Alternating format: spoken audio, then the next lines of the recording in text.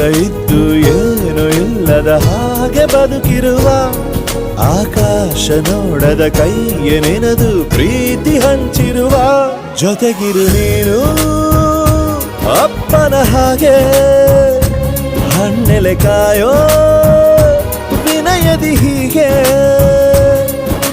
ನಿನ್ನನು ಪಡೆದ ನಾವು ಪುನೀತ ಬಾಳು ನಗು ನಗುತ್ತಾ ಬೊಂಬೆ ಹೇಳುತ್ತೈತೆ ಮತ್ತೆ ಹೇಳುತ್ತೈತೆ ನೀನೇ ರಾಜಕುಮಾರ.